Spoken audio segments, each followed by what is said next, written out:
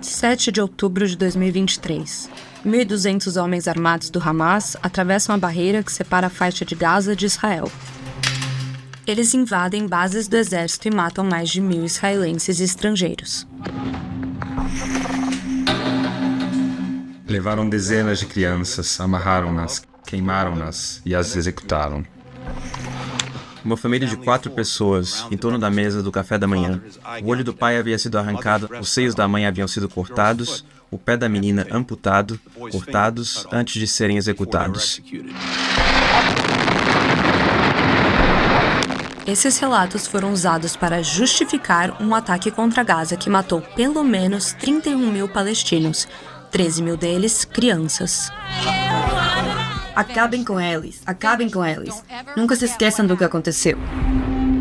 A equipe investigativa da Al Jazeera realizou uma análise forense dos acontecimentos de 7 de outubro. Eles examinaram 7 horas de filmagens, grande parte obtidas das câmeras de combatentes mortos do Hamas. Eles revisaram os depoimentos de centenas de sobreviventes e compilaram uma lista abrangente de vítimas. Encontraram crimes de guerra generalizados, mas descobriram que muitas das histórias mais terríveis eram falsas. A desinformação tem sido usada e, por vezes, a desinformação deliberada tem sido usada por porta-vozes oficiais. Peço desculpas por ser explícito, mas não vejo um bebê aqui. Se você consegue provocar o sentimento de repulsa das pessoas, elas ficam mais propensas a apoiar uma retaliação terrível contra os palestinos. A investigação revela que algumas das vítimas foram mortas por forças israelenses. Essas imagens acho muito perturbadoras. Não sabemos quem são esses indivíduos, homens armados, civis ou reféns. E revela que o dia 7 de outubro pode ter alterado a política da região para sempre. Lamento dizer que acho que foi um sucesso estrondoso do ponto de vista deles. O dia 7 de outubro enviou uma mensagem muito forte e clara. Ninguém pode ignorar os palestinos.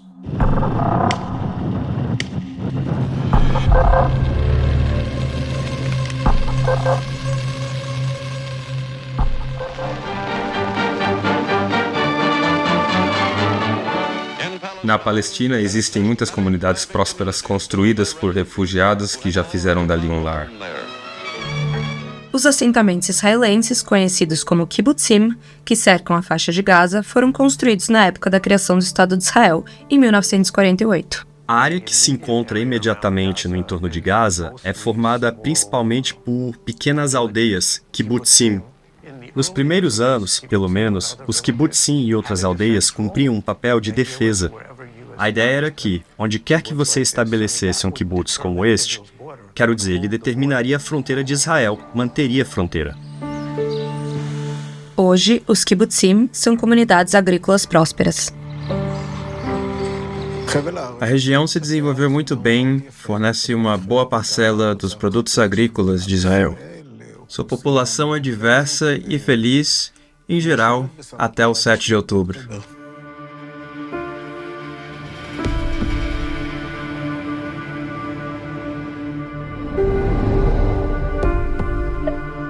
Os kibbutzim ficam a poucos quilômetros de distância de Gaza, onde 2,3 milhões de pessoas vivem amontoados em uma faixa estreita de terra, com 41 quilômetros de extensão.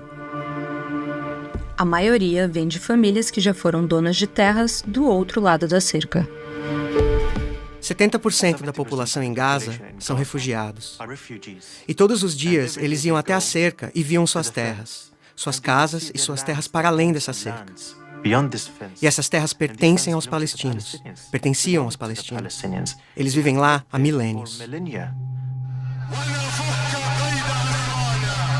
Hamas é uma sigla em árabe para o Movimento de Resistência Islâmica.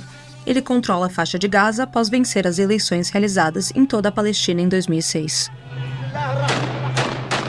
O Hamas defende a resistência armada à ocupação de Israel. Suas políticas e ações resultaram em uma classificação como organização terrorista por muitos países ocidentais. Gaza está sob bloqueio desde 2007. Você jamais poderia imaginar a vida em Gaza, exceto se você tiver vivido em Gaza e experimentado a vida em Gaza. especialmente quando criança. Todas as lembranças vívidas que tenho daquela época são de funerais de mártires, bombas,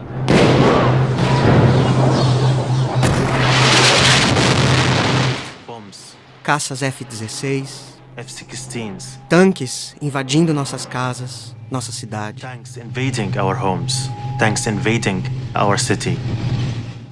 Essas são as minhas lembranças. Quando você está em Gaza, você sempre sente que está aprisionado. É realmente uma prisão. Em 2018 e 2019, os habitantes de Gaza realizaram protestos em massa, exigindo o direito de retornar às terras do outro lado da cerca, que costumavam ser sua propriedade. Os palestinos se sentiam desiludidos, sentiam-se abandonados e precisavam lembrar ao mundo que ainda estavam lá. Eles ainda esperavam voltar para sua terra natal. Os israelenses responderam com o uso da força. Seus atiradores miraram em muitos jovens, incluindo jornalistas e médicos. Centenas de palestinos foram assassinados desta forma.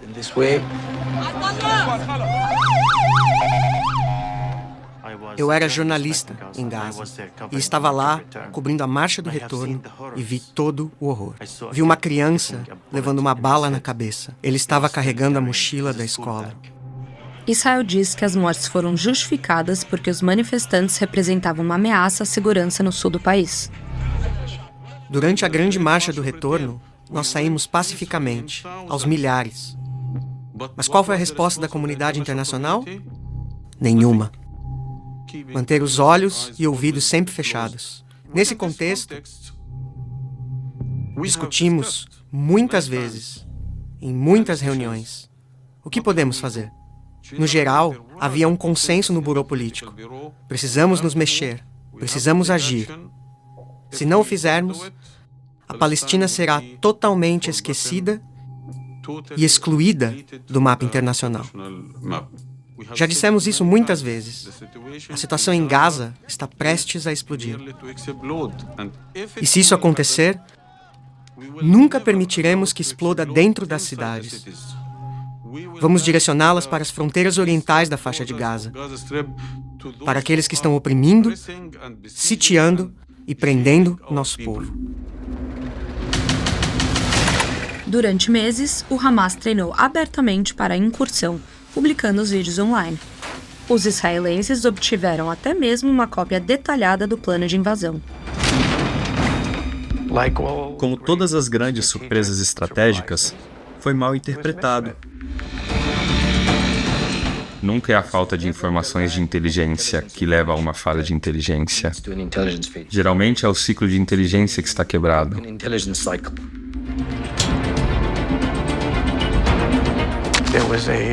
Havia uma mulher na principal agência de inteligência, responsável pela inteligência sobre o Hamas, que alertou sobre isso repetidamente. E ela foi até o topo da cadeia, o chefe da inteligência militar. Ele a escutou com muita atenção e disse: "Sabe, eu não acredito. Eles não têm recursos."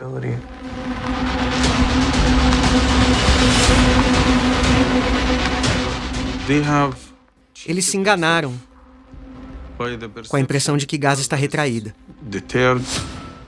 Gaza e o Hamas estão pensando em como resolver seus próprios problemas internos, como conseguir mais dinheiro, como conseguir mais empregos, como abrir as fronteiras, como lidar com o cerco. O Hamas não tem tempo, capacidade, nem recursos para fazer nada contra Israel. Estudei muito sobre falha de inteligência na história e publiquei livros sobre isso. Não conheço outra falha tão grave, pelo menos na história moderna da inteligência, desde 1939.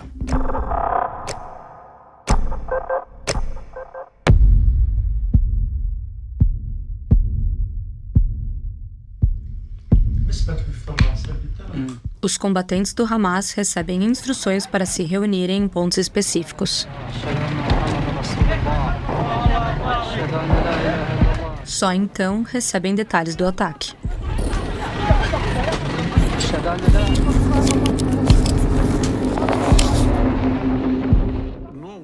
Nenhum dos combatentes tem nenhuma ideia sobre esta operação, até minutos antes da operação. Estava tão próximo e pouquíssimos membros da cúpula militar, e talvez um ou dois do Burô Político, tinham conhecimento da operação. Nesse momento, relatos de movimentos incomuns vindo do lado de Gaza da cerca chegam à inteligência militar e ao Shin Bet, o Serviço de Segurança Interna de Israel. Nas primeiras horas da madrugada, já havia informações de que algo estava acontecendo, a ponto de o chefe do Shin Bet, acho que logo depois também o chefe de gabinete, chegarem aos seus escritórios às 2, 3 da manhã. Novamente, foi descartado como sendo provavelmente apenas mais um exercício. As Forças Armadas não foram colocadas em alerta, o que é a coisa mais natural a se fazer quando você recebe sinais de que algo vai acontecer, mas não sabe o que. E a decisão é voltar de manhã e averiguar novamente. É claro que entre esse horário e o ataque, às 6h30 da manhã, foi tarde demais.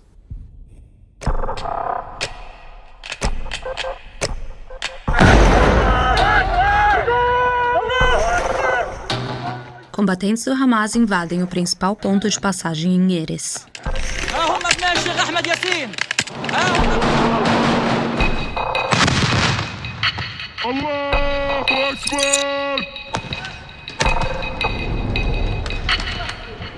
É uma das pelo menos 10 aberturas feitas na cerca.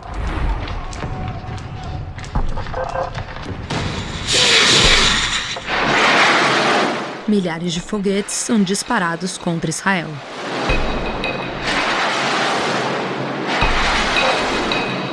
Paragliders motorizados atravessam a cerca. O Hamas utiliza barcos para atacar alvos ao norte da faixa de Gaza. O que é impressionante é que havia muitas coisas sincronizadas que precisavam acontecer para que o ataque tivesse sucesso. Alguns recursos de baixa tecnologia contra, talvez o tipo mais avançado de tecnologia militar que existe no mundo.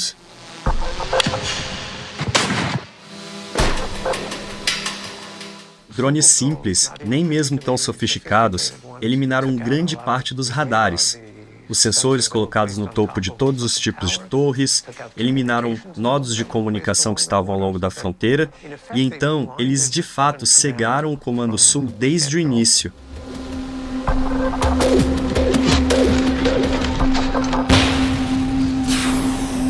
A primeira linha de defesa de Israel fica sobrecarregada.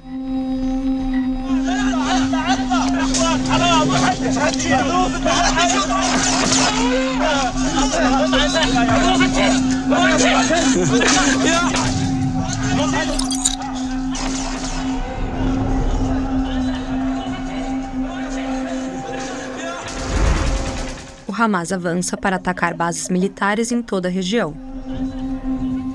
Entre elas está uma base em Paga, a poucas centenas de metros da cerca.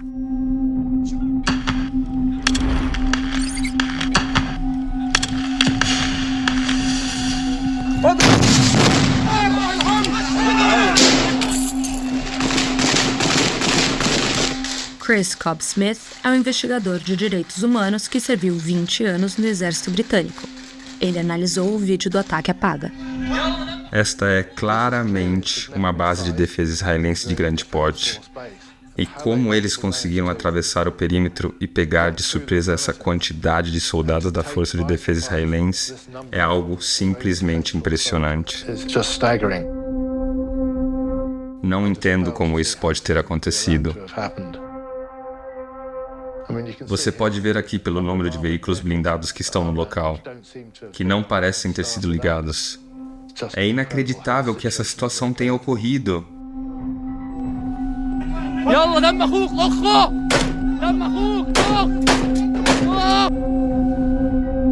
O O Hamas encontra alguns deles em suas camas. Isso é algo que o exército israelense nunca viveu, nada nem próximo disso, nem mesmo nos piores e mais sombrios sonhos dos cidadãos israelenses ou comandantes do exército.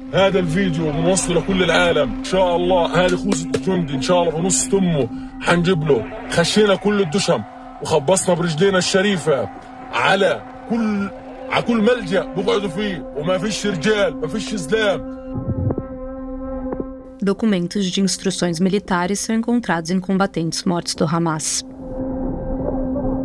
Eles estão dando diretrizes por escrito sobre que tipo de foguetes e mísseis anti-tanque devem usar contra um tanque Merkava.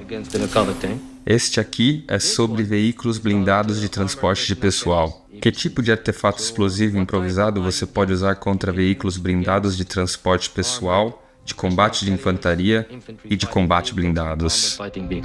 É algo muito sofisticado e muito habilidoso.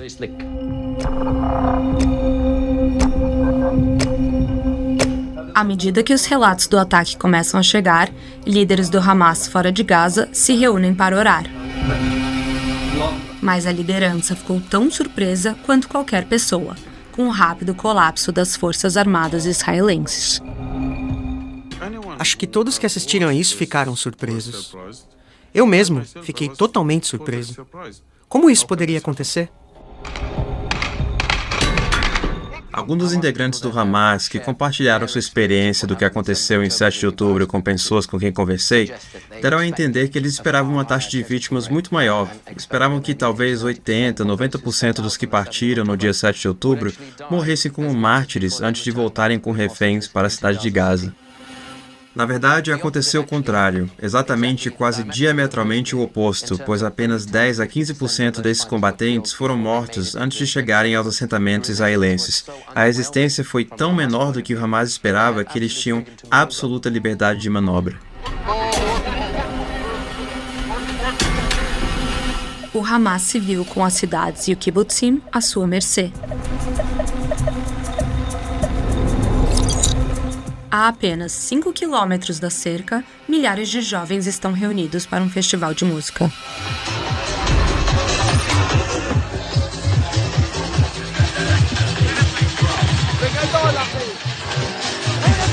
Com base nas minhas informações, eles não sabiam que havia um festival de música na área.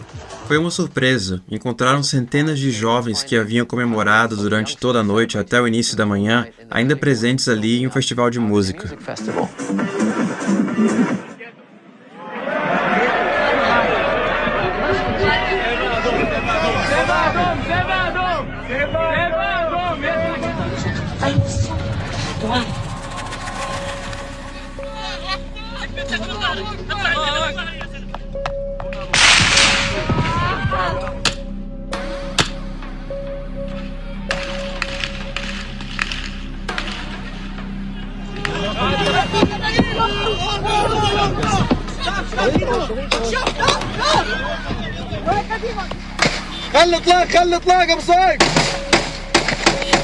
Centenas de jovens que estavam na festa e estão desarmados são mortos.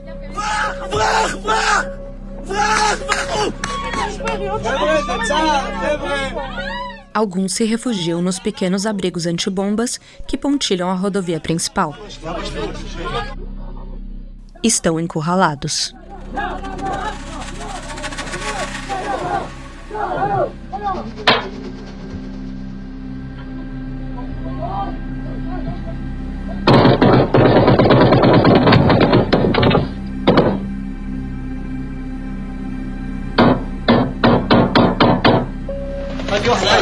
تعال هذاك عايش حط عليه شايف طلع على الكاميرا تعال هذاك عايش تعال اطلع هذاك شد من كشته خش شد من كشته يا زلمه حملوهم استنوه هاتوا كمان هاتوا والله نعرض دولتكم هاتوا كمان هات طخوش نية مصر هذول ماشي ما عادش يقتل بد نصره ايوه هات ناس من جوا هات يلا حمل معاه شيل معاه شيل معاه هات معاه شيل بمروان روحت معاه بمروان مروان هات شو جوا مروان.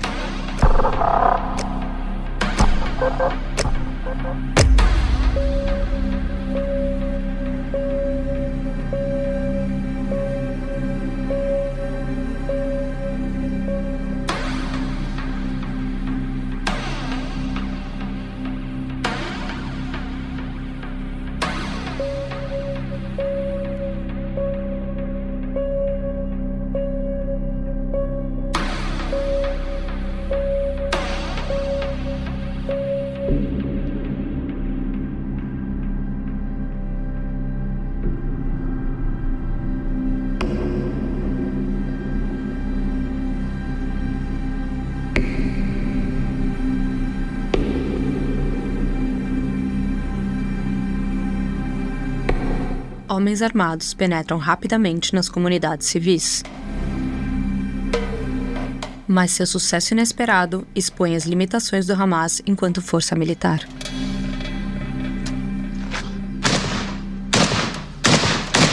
Uma vez que os homens armados ganham acesso ao kibbutz, realmente não parecem saber exatamente o que estão fazendo, onde estão ou qual seu objetivo.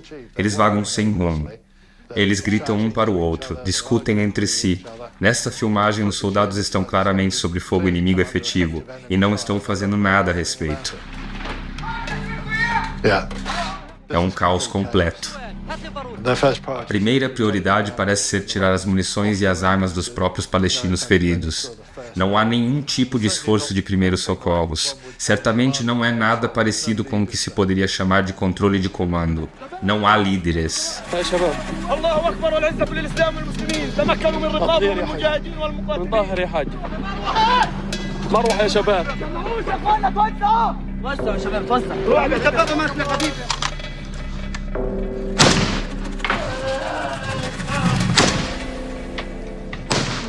Centenas de moradores desarmados dos kibbutz foram mortos. O Hamas faz um grande número de reféns.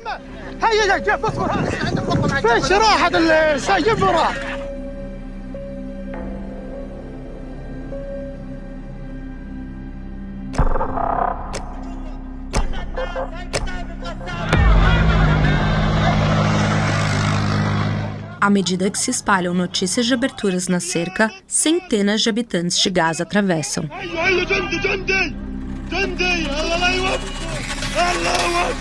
Muitas pessoas conseguiram deixar a faixa de Gaza, inclusive algumas que sequer fizeram parte da operação. Civis, contrabandistas, criminosos que achavam que poderiam ganhar dinheiro rápido, as pessoas atravessavam e cada um fazia o que queria. Há uma onda de saques.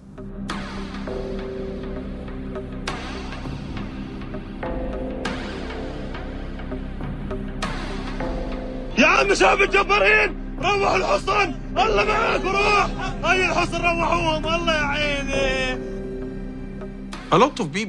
Muitas pessoas comuns, vieram de Gaza para os kibbutzim e para esta área.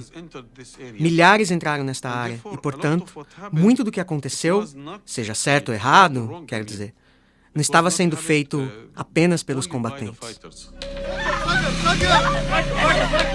Muitas pessoas sequestradas aparentemente teriam sido levadas por civis de Gaza, e não por combatentes do Hamas.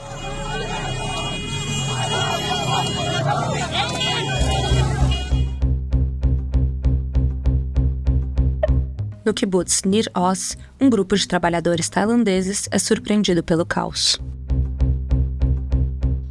Meus amigos correram para o esconderijo, mas eu precisava usar o banheiro primeiro. Quando saí do banheiro, havia civis de Gaza invadindo o nosso acampamento. Parecia que os moradores de Gaza estavam muito felizes por poder destruir propriedades. Eu podia ouvi-los atirando para o céu, cantando e dançando.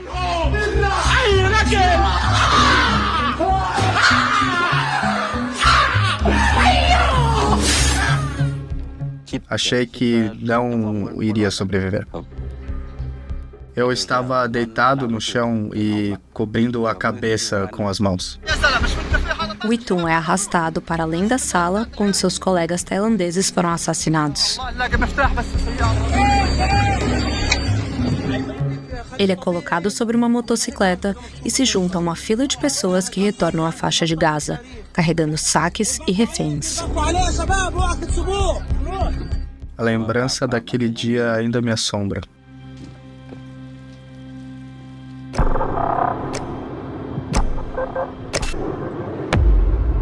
Os israelenses mobilizam helicópteros de ataque.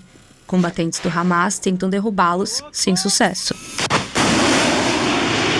Mais tarde, os israelenses divulgaram imagens de dezenas de ataques. Na televisão israelense, pilotos admitem que era difícil distinguir homens armados de civis israelenses. Eu estava no ar durante um dos ataques e disseram que havia reféns. Então, o que você faz? Como atirar em alguém que está voltando para a fronteira? Boa pergunta. É um dilema muito complexo. A decisão agora é toda sua. Não há com quem conversar. Sim, não há com quem conversar. Sem orientação, os pilotos contam que entram em grupos locais de WhatsApp para identificar os alvos. A ideia dos pilotos de obter informações por grupos de WhatsApp é realmente impressionante. É um sinal de iniciativa, de que estão procurando qualquer maneira de obter a informação. Dezenas de pessoas estão tentando entrar pela esquerda. E, ao mesmo tempo, isso é um ultraje. Quero dizer, que maneira é essa de se lutar uma guerra moderna? Há muitos aqui.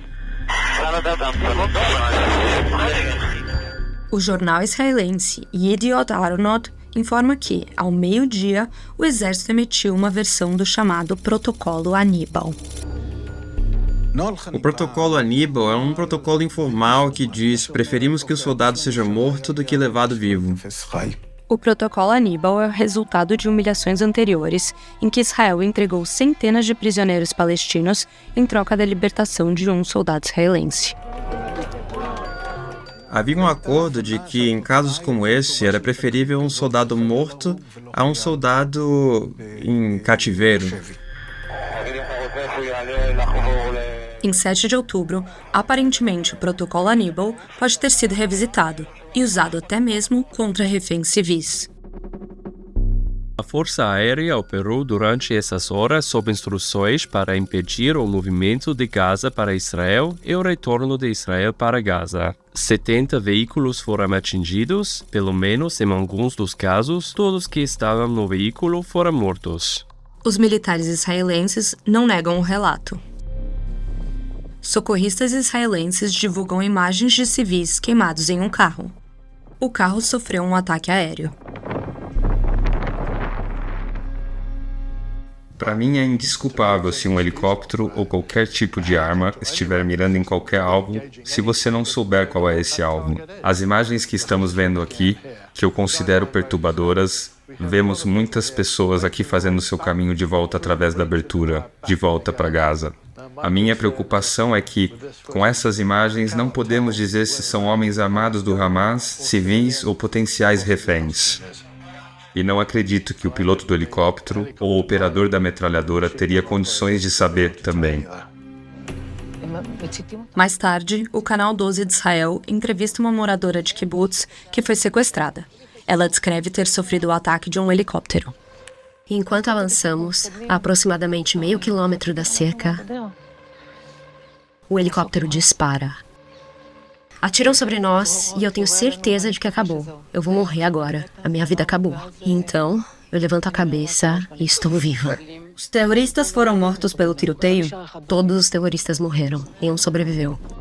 Estas imagens mostram o resultado do que parece ser um ataque de helicóptero semelhante. Havia 9 reféns no veículo descrito na reportagem da TV israelense. Um foi morto. Os outros 8, incluindo 3 crianças, sobreviveram. Os reféns são posteriormente filmados sendo levados para Gaza em um segundo veículo. Mesmo que você use apenas as armas alimentadas por cinto de munição no helicóptero Apache, mesmo essas munições grandes têm um certo efeito na área e, obviamente, vêm em uma certa quantidade. E se você atirar em um grupo de pessoas, você provavelmente vai matar todo mundo. Você está conscientemente colocando seus próprios civis em risco. Acho isso muito perturbador, usar esse tipo de arma em um ambiente onde você não consegue distinguir e diferenciar o suficiente entre quem é amigo e quem é inimigo, quem é civil, quem é combatente.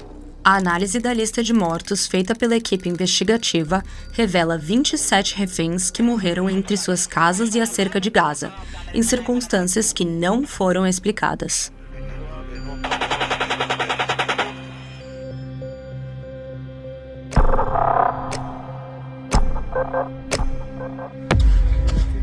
Quem está aí dentro? Quem está aí dentro? Forças de segurança israelenses chegam ao local do festival de música. Espalhem-se pela área novamente. Eles podem estar debaixo do palco também. Meu Deus! Meu Deus! Há feridos aqui? Estão mortos? Estão todos mortos? Todos no palco estão mortos. Algum sinal de vida? Nos dê um sinal de vida! Não há sinais de vida. Não. Ela está morta. Ela está morta. Ela está morta. Unidades da polícia e do exército invadem os kibbutzim.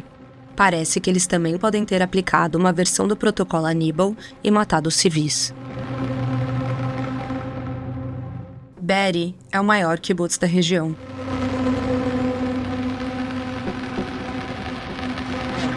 A imprensa israelense revela que 12 morreram lá, quando a polícia e o exército abriram fogo contra uma casa que abrigava reféns. O canal 12 de Israel entrevista 2 sobreviventes. Eles trouxeram um tanque e eu pergunto a um dos soldados, se você atirar projéteis, eles não vão atingir os reféns? Ele diz, não, só estamos fazendo nas laterais para derrubar as paredes. Nossa, ver um tanque dentro de Be'eri, dirigindo pela estrada. Opa, ouvi tiros ali. Nossa! De repente, um estrondo terrível. E não consigo mais mexer minhas pernas. Essa história foi ignorada pela imprensa ocidental. Se eles foram mortos por estilhaços. Eles não foram mortos porque foram executados. Eles foram mortos pelo tiroteio. Houve um tiroteio maluco lá na casa. Insano. Um tanque chegou e disparou projéteis contra ela. Inacreditável. Se todos os reféns morreram, foi só pelo tiroteio. Muitos outros prédios mostram danos semelhantes aos da casa em Be'eri. Todas as imagens que vi do ataque do Hamas ao outro lado da fronteira, do outro lado da cerca, no kibbutz, eles estavam armados praticamente só com armas leves. Tudo isso são armas tipo RPG. Granadas impulsionadas por foguetes e armas de defesa pessoal. Esta foi tirada dentro de casa. 2 buracos na parede ali. Eu diria que provavelmente por algum tipo de arma pesada disparada contra a casa. Muito provavelmente um tanque. Não há como um RPG ter causado esse tipo de dano. Nesta imagem aqui, danos estruturais catastróficos ao prédio, claramente não causados por colapso estrutural de um incêndio. Isso foi causado por algum tipo de sistema de armas pesadas durante o combate. Há danos estruturais catastróficos a muitos desses prédios.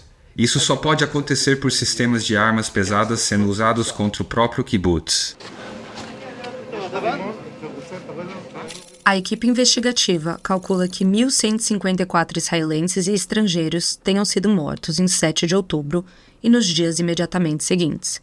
Desses, 256 eram soldados, 53 pertenciam à polícia e outras forças de segurança, 63 eram seguranças civis. As 782 vítimas restantes estão desarmadas.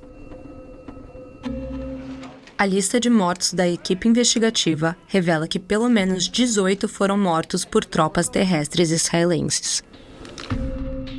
Vários outros corpos recuperados dos escombros morreram em circunstâncias não esclarecidas.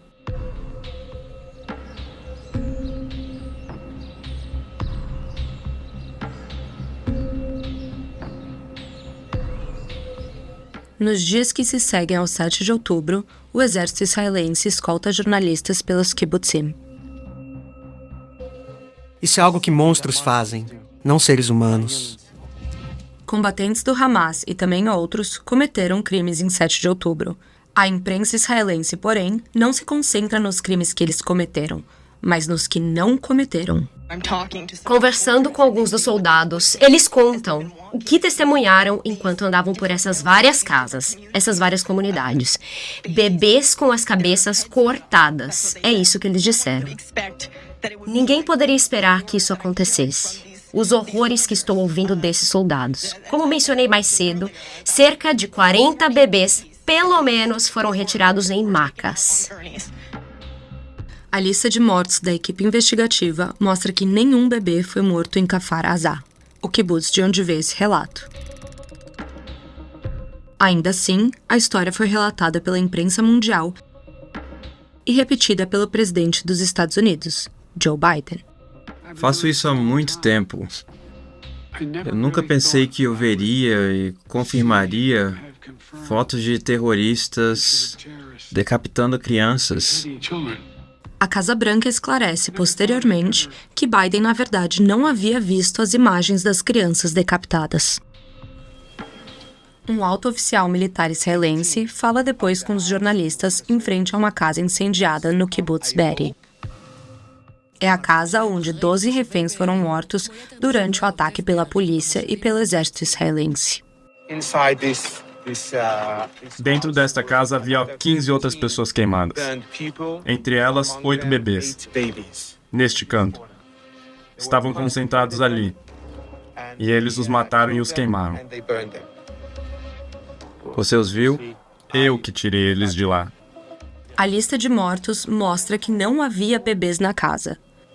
E o coronel Var não conta aos jornalistas que as mortes foram quase certamente causadas pelas forças israelenses.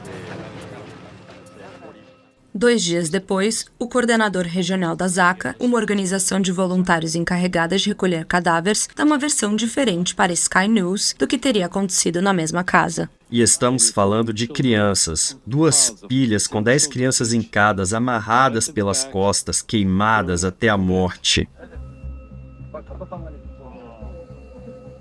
Isso é algo além, é de outro nível. Quer dizer, é indescritível. É indescritível mesmo. É indescritível. E não vou descrever tudo que vi.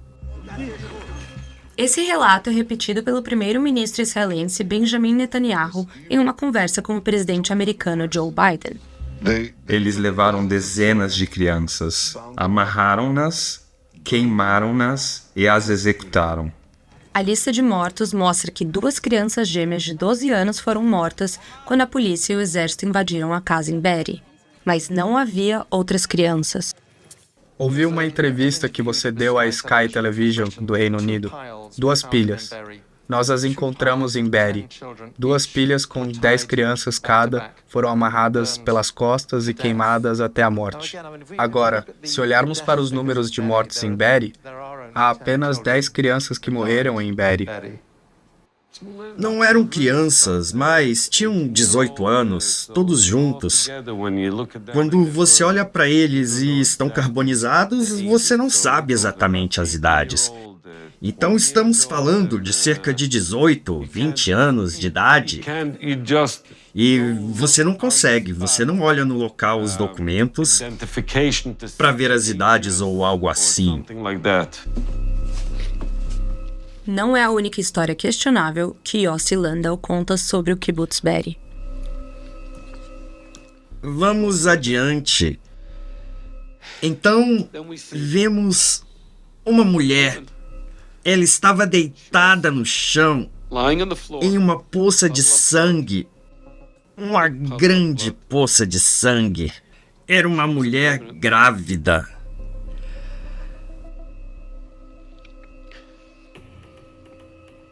Sua barriga foi rasgada. O bebê, ligado ao cordão, foi esfaqueado e ela recebeu um tiro nas costas. O kibbutz Be'eri refutou essa versão. A história da mulher grávida relatada pela Zaka não é relevante para Be'eri.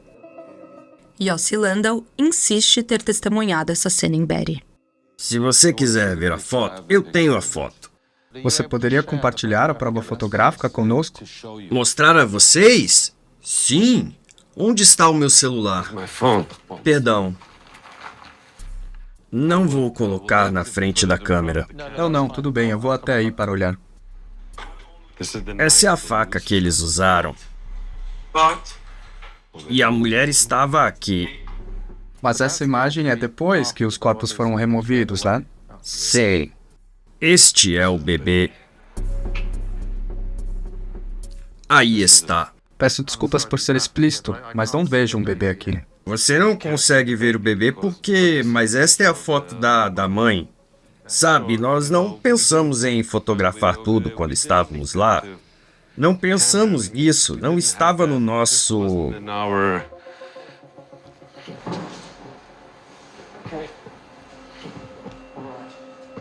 A foto mostra um pedaço não identificável de carne carbonizada. A lista de mortos não contém nenhuma vítima que se enquadre na descrição de Yossi Landau. Em 7 de outubro, 2 bebês morrem.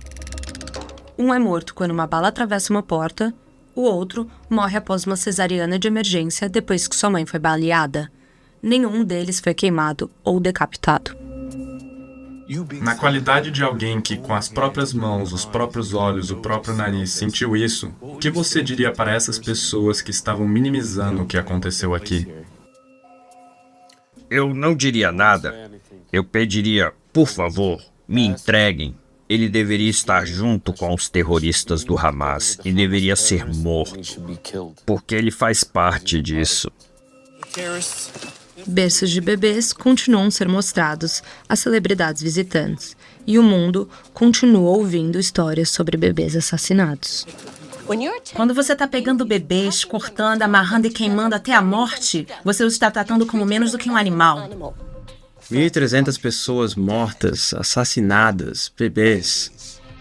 Esses desgraçados colocaram os bebês no forno e ligaram no forno. Encontramos a criança algumas horas depois. O secretário de Estado do ZEUA, Antony Blinken, descreve o destino de 2 crianças pequenas. Uma família de 4 pessoas, um menino e uma menina, de 6 e 8 anos, e seus pais, em torno da mesa do café da manhã. O olho do pai havia sido arrancado na frente das crianças, os seios da mãe haviam sido cortados, o pé da menina amputado, os dedos do menino cortados antes de serem executados. E então os executores se sentaram e fizeram uma refeição. É com isso que essa sociedade está lidando. Essa história também tem origem em Yossi Landau e na Zaka. Uma análise dos indícios sugere que ela também não é verdadeira. Dentre as 782 vítimas desarmadas mortas em 7 de outubro, 36 são crianças, 13 delas com menos de 12 anos. Nenhuma morreu nas circunstâncias descritas por Antony Blinken. Mark Owen Jones, analista de mídia, acompanha a disseminação dessas histórias na internet. Ele acredita que elas servem a um propósito. Como é que Israel pode criar um equilíbrio ao dizer, bem, o que estamos fazendo é moralmente correto, mesmo que estejamos matando muito mais pessoas? Você precisa enfatizar a brutalidade, porque não pode dizer, afinal, nós matamos menos do que uma massa. Você precisa tornar a importância dessas mortes individuais ainda mais repugnante e censurável. Se você consegue provocar o sentimento de repulsa das pessoas, elas ficam mais propensas a apoiar uma retaliação terrível contra os palestinos. Em dezembro, Benjamin Netanyahu se reúne com os voluntários da Zaka e os agradece por falarem com a imprensa mundial. Precisamos ganhar tempo. O que conseguimos ao recorrer aos líderes mundiais e à opinião pública. Vocês têm um papel importante influenciando a opinião pública, que também influencia as lideranças. Não são apenas histórias sobre bebês e crianças assassinados que são passíveis de questionamento. O chefe de medicina forense de Israel descreve à Sky News o estado dos corpos de adultos que examinou. Muitos corpos receberam tiros, mas antes de serem baleados foram cortados, então é um estilo de execução. Podemos ver aqui marcas de facadas, nas costas e na cabeça. E se fizermos uma tomografia, veremos que a pelve está estilhaçada. São balas lá dentro, então ele foi baleado, esfaqueado, queimado e depois foi atropelado. Os israelenses dizem ter recuperado inúmeros corpos mutilados por combatentes do Hamas, entre outros. Mas os indícios sugerem que pelo menos alguns deles podem não ser israelenses.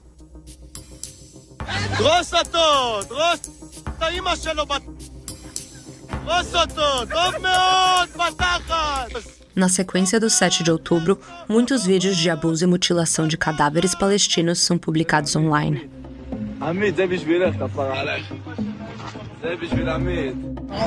O governo israelense admitiu depois que 200 corpos inicialmente identificados como israelense eram, na verdade, palestinos. Originalmente, dissemos que no terrível ataque do Hamas contra o nosso povo em 7 de outubro, tínhamos o número de 1.400 vítimas. E agora revisamos isso para 1.200 porque entendemos que havíamos superestimado. Cometemos um erro. Haviam corpos que estavam tão carbonizados que achamos que eram nossos. No final, aparentemente, eram terroristas do Hamas. Há muitas provas por aí que foram produzidas pelos israelenses e que são contraditórias ou potencialmente autolesivas. Se as pessoas estavam dizendo, na verdade examinamos os diferentes cadáveres e percebemos que alguns dos corpos queimados na verdade eram palestinos e não eram os nossos civis, então isso levanta a questão por que foram queimados e quem os queimou, como foram mutilados e quem os mutilou. Uma investigação forense adequada precisaria esclarecer quem os matou e como foram mortos.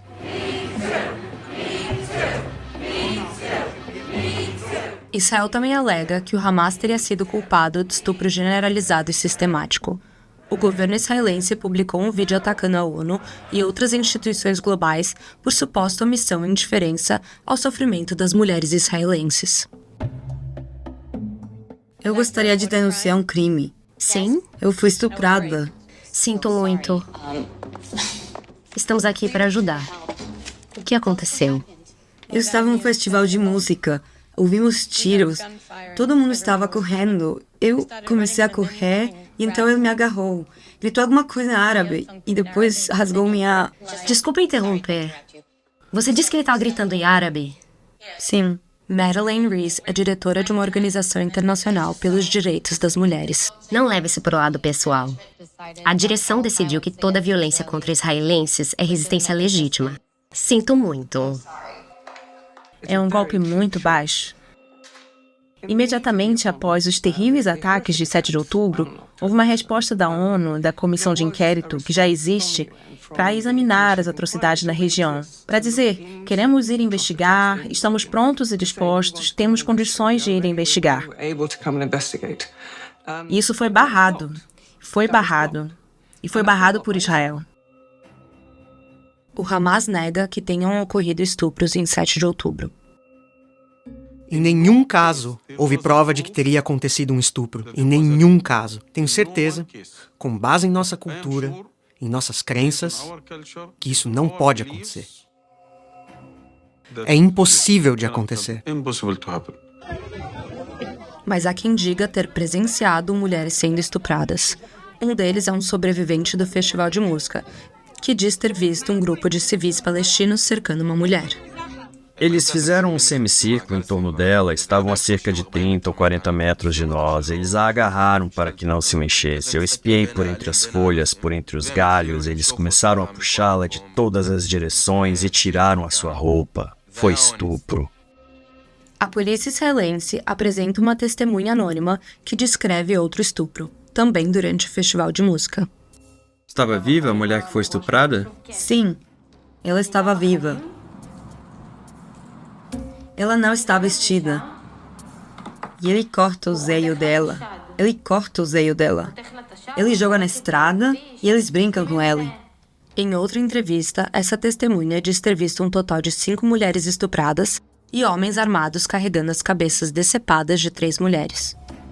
Mas nenhuma prova pericial de violência sexual foi produzida. Um site criado pelo governo israelense para documentar as supostas atrocidades de 7 de outubro contém apenas um vídeo indicativo de estupro. Ele mostra o corpo de uma jovem caída à beira da estrada, 14 quilômetros ao norte do local do festival de música. Ela não está usando roupas íntimas. Em dezembro, essa história foi a peça central de uma investigação do New York Times. Mas o relato foi prejudicado quando a irmã da mulher publicou no Instagram que ele não era verdadeiro. Sim, eles estupraram. Mas no caso da minha irmã, não. A família negou que ela tenha sido estuprada. Eles disseram que teria sido muito difícil que ela fosse estuprada, porque ela estava em contato com eles durante o ataque do Hamas. E sua última correspondência com eles foi provavelmente cerca de 4 minutos antes da hora em que ela teria sido morta. Então, eles dizem como ela poderia ter sido baleada, queimada e estuprada no espaço de 4 minutos. Não fazia sentido. Anat Schwartz, uma dos 3 autores da matéria, é uma ex-agente de inteligência israelense, com pouca experiência jornalística. Ela já curtiu anteriormente postagens genocidas nas redes sociais, pedindo que Gaza fosse transformada em um matadouro. Eu acredito que tenha havido estupro. Em todos os conflitos, sempre que há homens armados com a intenção de praticar violência, é altamente improvável que não haja violência sexual. Mas nada que eu tenha visto publicado até agora sugere que tenha sido generalizado e sistemático. É um parâmetro muito alto para realmente se alcançar. Para demonstrar que tenha sido generalizado e sistemático, precisamos de muito mais provas do que já apareceram até agora, e muito mais provas de confirmação do que as que estão sendo divulgadas. 5 meses depois do 7 de outubro, um relatório da representante especial da ONU sobre violência sexual em conflitos concluiu que havia motivos razoáveis para acreditar que tenha ocorrido violência sexual relacionada ao conflito. A autora reforçou que seu relatório era não investigativo. Ela instou os israelenses a permitirem um processo investigativo completo e a concederem, sem mais demora, acesso à Comissão de Inquérito Internacional, que tem poderes para investigar violações aos direitos humanos em Israel e nos territórios ocupados. Israel ainda se recusa a fazê-lo. O relatório da ONU se baseou principalmente nas autoridades israelenses e nos socorristas. Ele declarava que as provas visuais não forneciam indicativos tangíveis de estupro, uma conclusão corroborada pela análise de filmagens e fotografias pela equipe investigativa. Em janeiro, a polícia israelense disse que estava tendo dificuldades de fazer a correspondência entre os relatos das testemunhas e as vítimas conhecidas. A policial que lidera a investigação declarou ao jornal israelense Haaretz: "No momento, não tenho corpos específicos." Sem nenhuma investigação confiável e independente, sem investigação confiável, não acho que podemos dizer que tenha sido generalizado e sistemático. Essencialmente, o que temos é um Estado que instrumentalizou os ataques terríveis às mulheres para, supomos, justificar um ataque a Gaza, onde a maioria das pessoas que estão sofrendo são outras mulheres.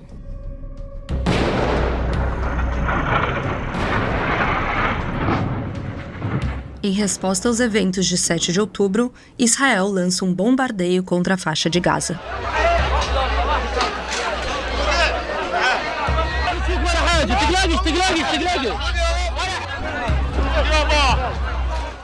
Em 7 de outubro, a primeira coisa de que me lembro é que fiquei aterrorizado. Fiquei aterrorizado porque conheço a resposta israelense a isso. Sempre que um israelense é morto, eles vão matar 100 ou 200 palestinos. Então, quando ouvi que o número de israelenses mortos era de mais de 1.000 pessoas, sabia que Israel responderia de forma bárbara.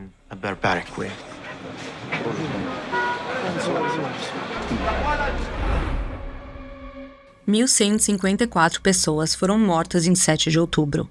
Depois de 5 meses de bombardeio, havia cerca de 31.000 mortes confirmadas em Gaza. 27% homens adultos, 29% mulheres adultas e 44% crianças. Há muitas centenas de bebês entre os mortos. Vocês mataram os jovens e os velhos. Onde estão vocês? Onde está a consciência do mundo?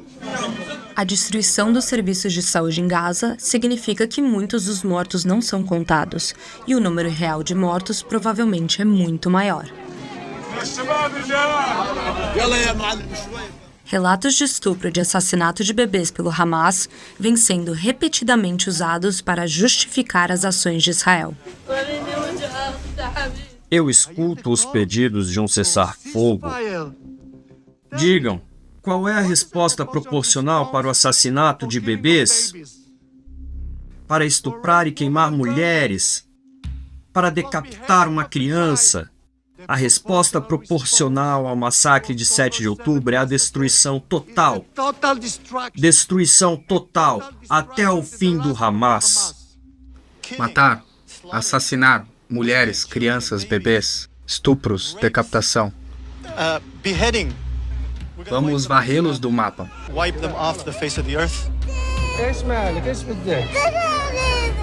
Isso não foi apenas estupro, isso foi simplesmente tortura.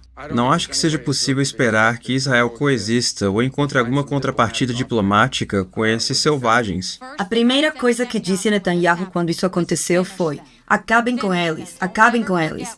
Nunca se esqueçam do que aconteceu. A violência sexual e outras formas de violência estão sendo instrumentalizadas para desumanizar um inimigo. E a desumanização é importante em um conflito. Por quê? Porque a desumanização reduz o limiar a partir do qual você voluntariamente aceita atacar ou causar dano a outro grupo de pessoas. E como fazer isso? Você os enxerga como sub-humanos. Mais de 70% das pessoas que morreram foram mulheres e crianças. 70%. E sabemos que mais de 160 mulheres por dia precisam dar à luz sem proteção médica adequada, cesarianas sem nenhum tipo de anestesia. É absolutamente bárbaro. Era 22 de outubro e minha família estava dormindo em casa. Estavam meu pai, meu irmão mais velho, sua esposa e seus 3 filhos. Estavam também meu irmão mais novo e minha irmã mais velha, o Alá, e 4 de seus filhos. Estava minha irmã, Alá, e seus filhos. Estava minha irmã, Aya, e seus 3 filhos. Estavam dormindo às 5 da manhã, quando Israel bombardeou a minha casa. E eles foram mortos. Os 21 foram mortos.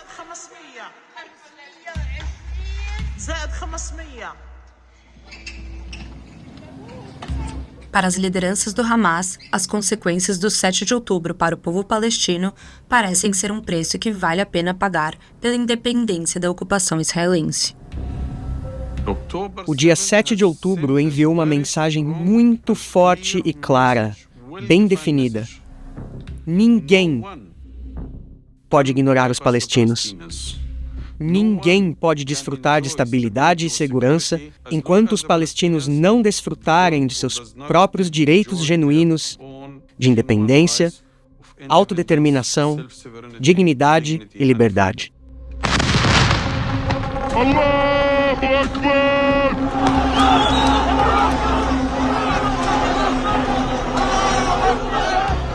Lamento dizer que acho que foi um sucesso estrondoso do ponto de vista deles. Eles colocaram a questão palestina de volta na pauta regional e mundial. Mas a guerra acabará, mais cedo ou mais tarde. As pessoas já estão saindo de suas casas e vão ver como Gaza está hoje. E não é uma imagem bonita. E parte disso foi necessário por razões operacionais, e eu acho que parte foi porque eles também estão tentando mostrar que isso não pode acontecer nunca mais, e alertar: esse é o preço a se pagar. O preço pago pelos palestinos é terrível. É verdade. É pesado. Mas tente apontar uma luta por libertação em que não tenha havido um custo alto. No Vietnã, quantos milhões de pessoas morreram para que o Vietnã se tornasse livre? Então, veja, não há um caminho fácil. Não há como pagar barato por liberdade e independência. E os palestinos entendem isso. Eles estão se vingando. A única coisa que fazem é se vingar e se vingar. Contra quem? Contra o povo palestino, os civis, as mulheres, as crianças. Este será um trauma do qual os palestinos nunca se recuperarão.